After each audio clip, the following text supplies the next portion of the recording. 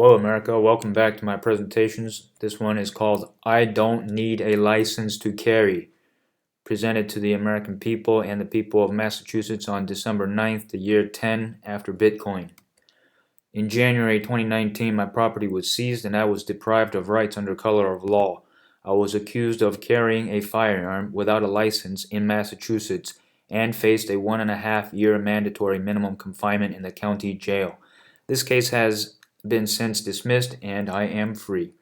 The following is an excerpt from a motion to restore property before the Honorable Judge Jennifer Ginsburg of the Worcester District Court in Massachusetts on 11/25/2019 at about 2:30 in the afternoon, wherein I said, Your Honor, I don't need a license to carry. The prosecutor and I agree. To legally carry firearms, a license to carry is unquestionably required.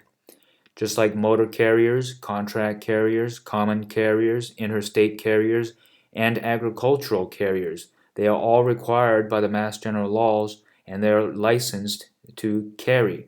Thus, both the prosecutor and I agree that carry means what a carrier does. Furthermore, carriers, bus carriers, public and private carriers, common carriers, carriers of mail, and public air carriers are all engaged in the business of transporting property for hire.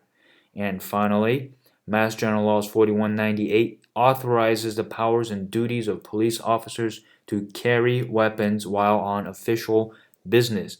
Therefore, surely, carry means performance for hire or a police power belonging to the state. Can the prosecutor produce any published law showing that carry means anything other than the powers and duties authorized to officers while on official business or transportation performed for hire? Mr. Prosecutor? Silence. Can the prosecutor produce any fact to support his erroneous and constitutionally impermissible presumption that I undertake to carry when in fact I merely keep and bear arms? Mr. Prosecutor? Again, crickets. Silence. Your Honor, carriers licensed to carry necessarily possess in order to carry. But do carriers keep what they carry? Obviously not. A carrier carries to deliver, but they do not keep the thing they carry. Therefore, possess and carry must be different from keep and bear. If these terms are to be construed and applied equivalently, it would improperly equate licensed entitlements with constitutionally secured rights, thereby grossly violating the rules of constitutional repugnancy, doubt, and avoidance. Please see Marbury versus Madison, United States versus Delaware and Hudson Company, and Gomez versus the United States for the rules of constitutional repugnancy, doubt, and avoidance.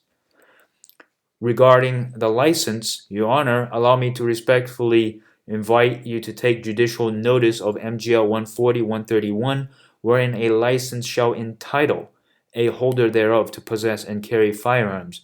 An application must be submitted with a fee, and both the applicant and the police chief must sign the instrument. Therefore, the offer, application, consideration, and acceptance are prima facie elements of a contract. Further, in the Floyd acceptances, the Supreme Court described statutes as, quote, acts authorizing the making of contracts with the government.